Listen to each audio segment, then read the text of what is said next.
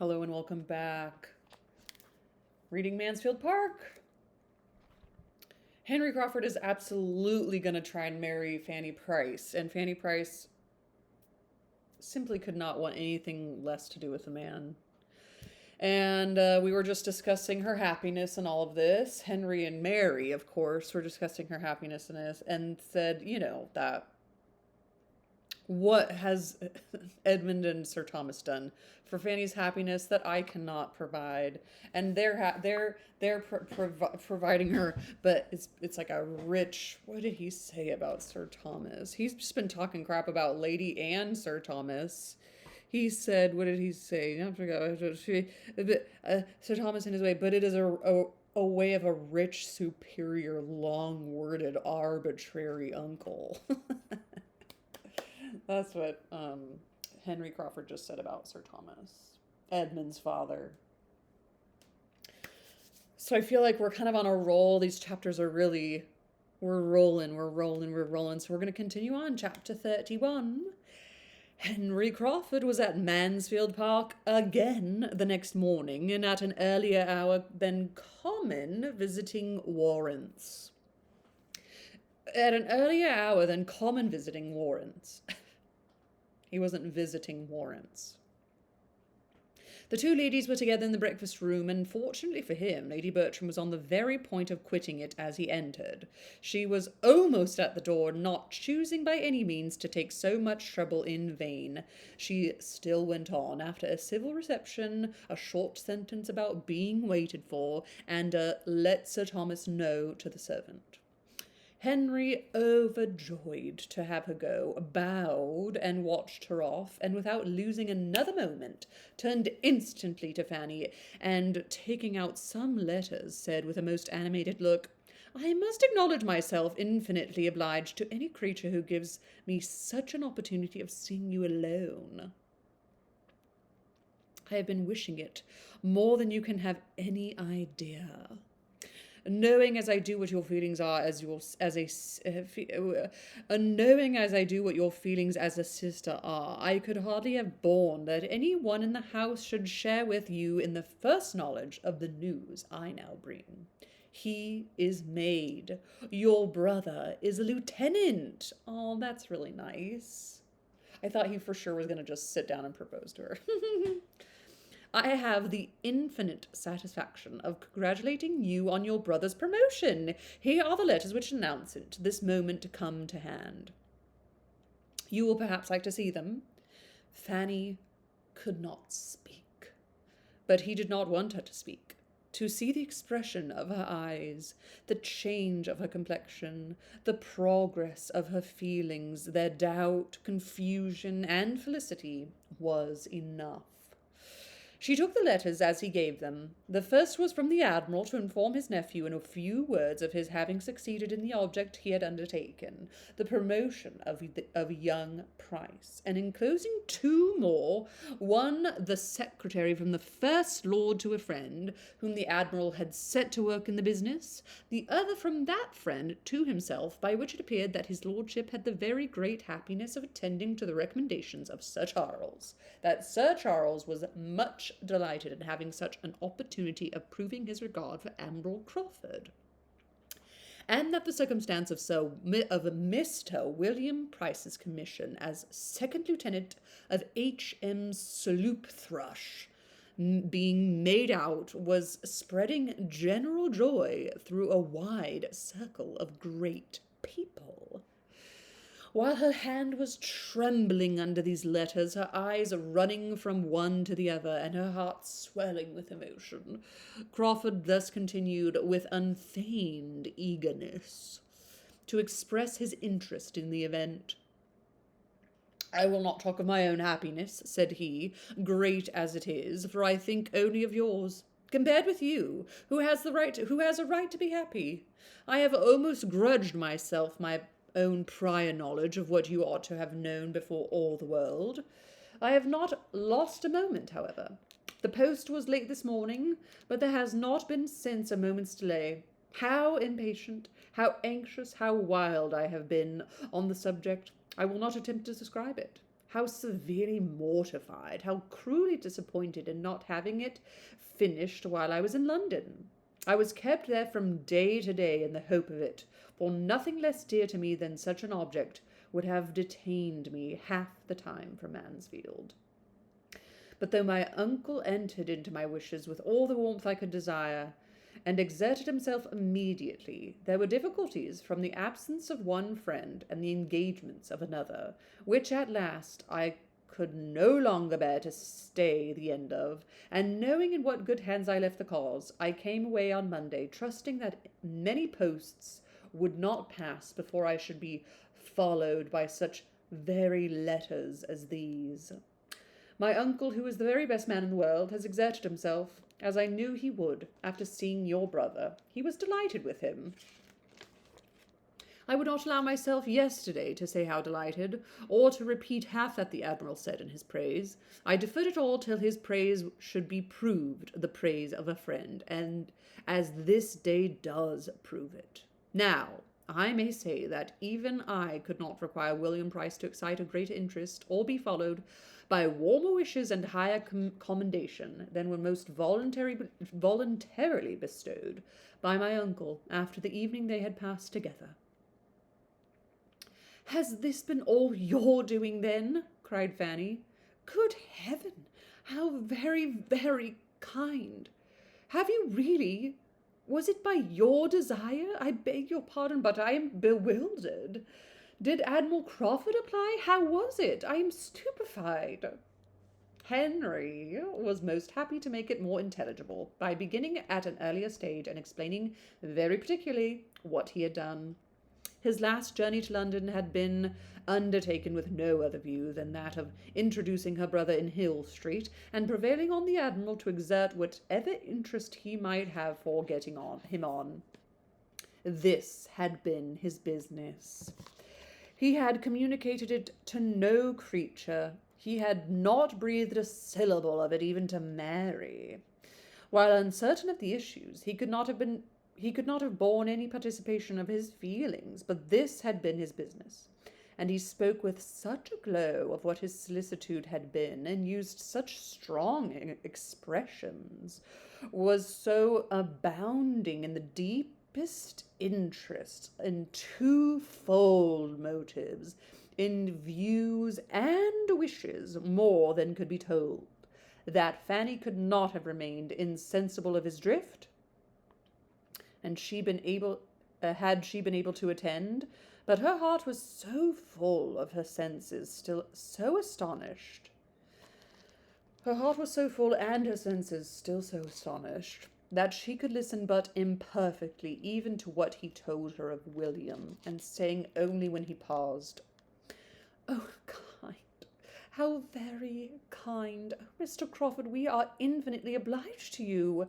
Dearest, dearest William." She jumped up and moved in haste towards the door, crying out, "I will go to my uncle. My uncle ought to know it as soon as possible." But this could not be suffered. The opportunity was too fair, and his feelings too impatient. He was after her immediately.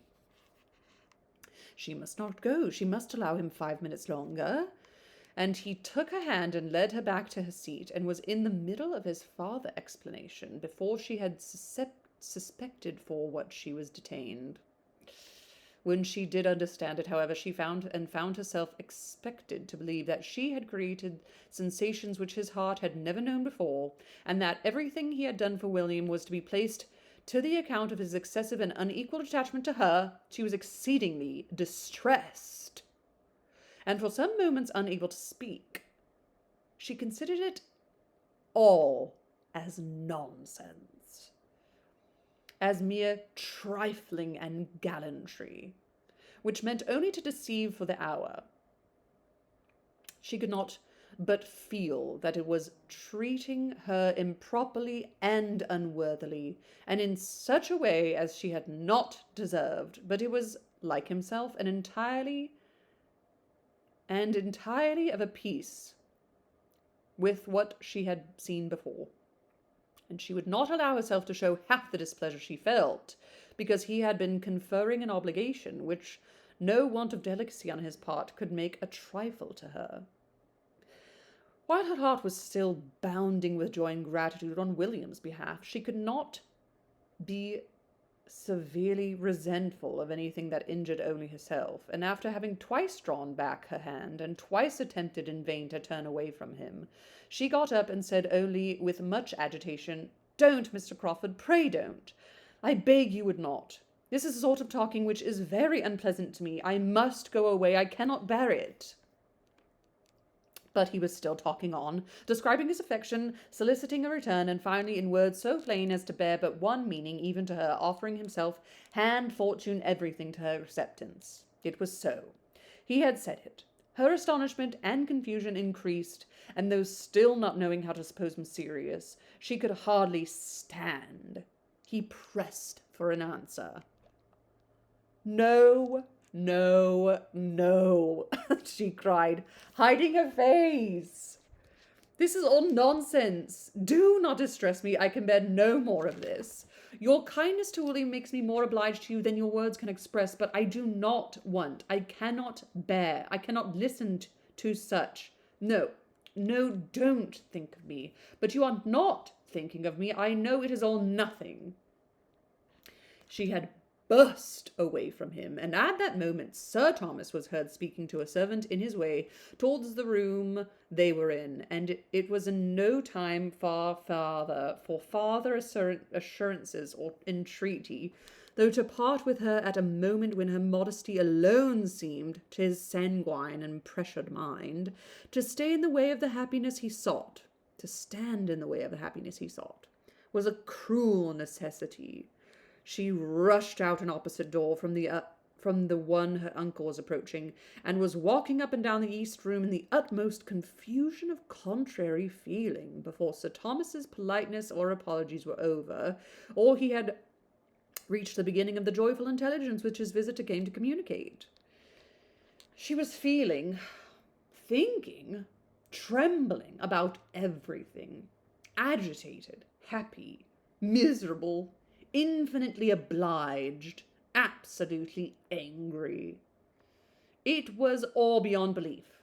He was inexcusable, incomprehensible. But such were his habits that he could do nothing without a mixture of evil. He had previously made her the happiest of human beings, and now he had insulted. She knew not what to say, how to class, or how to regard it. She would not have him be serious, and yet what could excuse the use of such words and offers, if they meant but to trifle? But William was a lieutenant. That was a fact beyond a doubt, and without an alloy. She would think of it forever, and forget all the rest. Mr. Crawford would certainly never address her so again. He must have seen how unwelcome it was to her, and in that case how gratefully she could esteem him for his friendship to William. She would not stir farther from the east room than the head of the great staircase till she had satisfied herself of Mr. Crawford's having left the house. But when convinced of his being gone, she was eager to go down and be with her uncle, and have all the happiness of his joy as well as her own, and all the benefit of his information or his conjectures as to what would now be William's destination. Sir Thomas was as joyful as she could desire, and very kind and communicative, and she had so comfortable a talk with him about William as to make her feel as if nothing had occurred to vex her, till she found, towards the close, that Mr. Crawford was engaged to return and dine there that very day. This was a most unwelcome hearing, for though he might think nothing of what had passed, it would be quite distressing to her to see him again so soon. She tried to get the better of it, tried very hard, as the dinner hour approached, to feel and appear as usual, but it was quite impossible for her not to look most shy and uncomfortable when their visitor entered the room. She could not have supposed it in the power of any occurrence of circumstances to give her so many painful sensations on the first day of hearing of William's promotion. Mr. Crawford was not only in the room, he was so soon close to her. He had a note to deliver from her sister. Fanny could not look at him, but there was no consciousness of past folly in his voice. She opened her note immediately, glad to have anything to do, and happy as she read it, to feel that the fidgetings of her Aunt Norris, who was also to dine there, screened her a little from view. Oh, Mrs. Norris is here. I did make a prediction last time, and we'll see if it's to come true. This is the letter from Mary Crawford. My dear Fanny, for so I may now always call you, to the infinite relief of a tongue that has been stumbling at Miss Price for at least the last 6 weeks, I cannot let my brother go without sending you a few lines of general congratulation, and giving my most joyful consent and approval. Go on, my dear Fanny, and without fear. There can be no difficulties worth naming. I choose to support that the assurance of my consent will be something. So you may smile upon him with your sweetest smiles this afternoon, and send him back to me even happier than he goes. Yours affectionately, M.C. These were not expressions to do Fanny any good, for though she read it in too much haste and confusion to form the clearest judgment of Miss Crawford's meaning, it was evident that she meant to compliment her on her brother's attachment, and even to appear to believe it serious. She did not know what to do or what to think. There was wretchedness in the idea of it being serious. There was perplexity and agitation every way. She was distressed whenever Mr. Crawford spoke to her, and he spoke to her much too often. And she was afraid there was a something in his voice and manner in addressing her very different from what they were when he talked to the others. Her comfort in that day's dinner was quite destroyed. She could hardly eat anything, and when Sir Thomas good-humouredly observed that joy had taken away her appetite, she was ready to sink with shame from the dread of Mr. Crawford's interpretation, for though nothing could have tempted her to turn her eyes to the right hand where he sat, she felt that his were immediately directed towards her. She was more silent than ever. She would hardly join even when William was the subject, for his commission came from the right hand too, and there was pain in the connection. She thought Lady Bertram sat longer than ever, and began to be in despair of ever getting away. But at last they were in the drawing-room, and she was able to think as she would, while her aunts finished the subject of William's appointment in their own style. Mrs. Norris seemed as much delighted with the saving it would be to Sir Thomas as with any part of it. Now William would be able to keep himself, which would make a vast difference to his uncle, for it was unknown how much he had cost his uncle, and indeed it would make some difference in her presence too. She was very glad that she had given William what she did at a parting, very glad indeed that it had been in her power, without material inconvenience, just at that time to give him something rather considerable, that is, for her, with her limited means. For now it would all be useful in helping to fit up his cabin. She knew he must be at some expense, that he would have many things to buy, though to be sure his father and mother would be able to put him in the way of getting everything very cheap, but she was very glad she had contributed a mite towards it. I am glad you gave him something considerable, said Lady Bertram with the most unsuspicious calmness, for I gave him only £10. Indeed, cried Mrs. Norris, reddening. Upon my word, he must have gone off with his pockets well lined, and at no expense for his journey to London either. Sir Thomas told me £10 would be enough. Mrs. Norris, being not at all inclined to question its sufficiency, began to take the matter in another point. It is amazing, said she, how much young people cost their friends, with bringing them up and putting them out in the world. They little think how much it comes to, or what their parents or their uncles and aunts pay for them in the course of the year. Now, here my sister Price's children. Take them all together. I dare say nobody would believe me that the sum they cost Sir Thomas every year, to say nothing of what I do for them. Where does this woman get off? Very true, sister, as you say, but poor things, they cannot help it.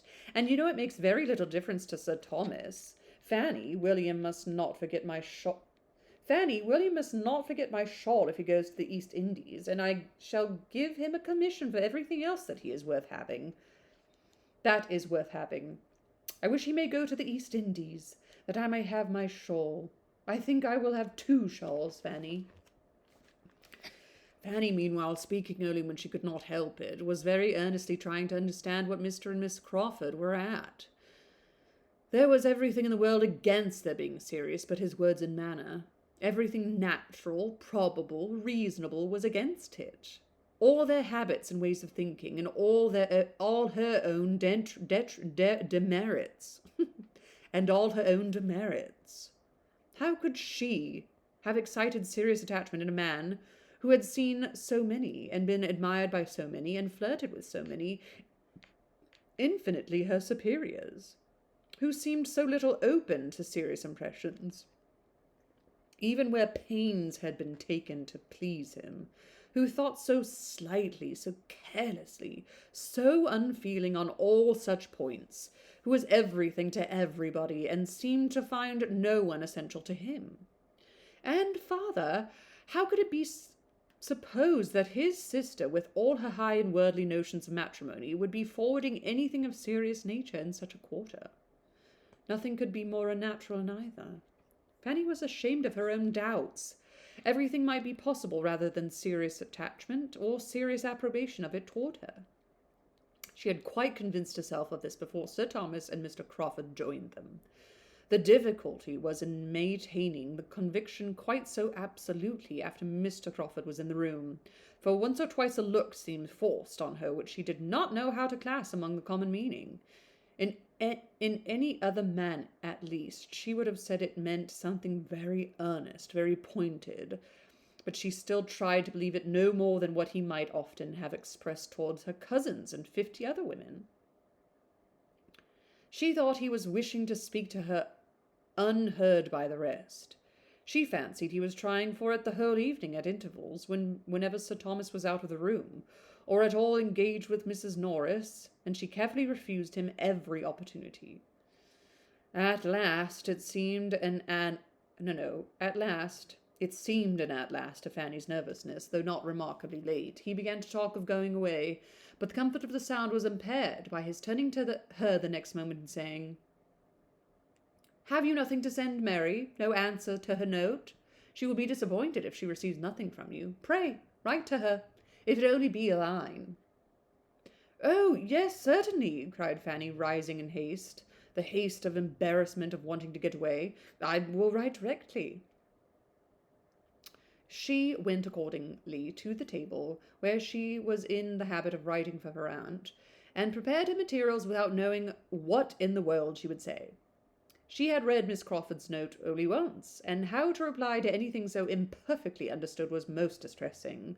Quite unpractised in such sort of note-writing, had there been time for scruples and fears as to style, she would have felt them in abundance. But something must be instantly written, and with only one deciding feeling, that of wishing not to appear to think anything really intended. She wrote thus, in great trembling both of spirits and hand: "I am very much obliged to you, my dear Miss Crawford, for your kind congratulations, as far as they relate to my dearest William. The rest of your note I know means nothing, but I am so unequal to anything of the sort that I hope you will excuse my begging you to take no farther notice. I have seen too much of Mr. Crawford to understand his manners. If he understood me as well, I dare say, behave differently. I do not know what to write, but it would be great favour of you to never mention the subject again. With thanks for the honour of your note, I remain, dear Miss Crawford, etc., etc." The conclusion was scarcely intelligible from increasing fright, for she found that Mr. Crawford, under pretence of receiving the note, was coming towards her. "You cannot think I mean to hurry you," said he in an under voice, perceiving the amazing trepidation with which she made up the note. "You cannot think I have any such object. Do not hurry yourself, I entreat." "Oh, I thank you. I have just done. It will be ready in a moment. I am very much obliged to you, if you will be so good as to give that to Miss Crawford." The note was held out, and must be taken, and as she instantly and with averted eyes walked towards the fireplace, where sat the others, he had nothing to do but to go in good earnest. Good earnest. Fanny thought she had never known a day of greater agitation, both of pain and pleasure, but happily the pleasure was not of a sort to die with the day, for every day would restore the knowledge of William's advancement, whereas the pain, she hoped, would return no more. She had no doubt that her note must appear excessively ill-written, that the language would disgrace a child, for her distress had allowed no arrangement, but at least it would assure them both of her being neither imposed on nor gratified by Mr. Crawford's attentions. Jane always talks in like duality, like there's a pleasurable moment always mixed with like some pain. Like I'm fearing Mr. Darcy was come, but I'm also like wishing he would come. And she's like both having so much pleasure with William being lieutenant and promoted, but now there's this other thing that's like, if only this thing wasn't here, I'd just, she does really good with like the duality of life. And just like that, we've finished volume 2, and now we are on to volume 3 of Mansfield Park. We're going to be on chapter 32 next time. And not that I'm excited about being done with this book, I just like to know how much we have left to work. And I think there's 48 chapters. 32, 48, 16 chapters left. 16 chapters left of this amazing book that I'm loving more and more each time I read it. I can't even believe it. You would think that if Mr. Crawford were serious, he'd be talking to her uncle, right? He'd be like, I need to ask, asking permission. Wasn't that a thing that happened back then? I asked your uncle for your permission for your hand, and he said yes. Something's about to blow up. And hopefully, do you think William's promotion could be like taken away? Ugh, I hope not. All right, everybody. Woo. Drama, excitement, satire of the times. Gonna read Lover's Vows eventually. That's fun. And Jane Austen July is coming up, which is fun. I hope everybody's gonna do something fun. And then the celebration in Bath, Jane Austen Day Festival in Bath in September. Who's coming with me? Happy reading, everybody, and ta-ta.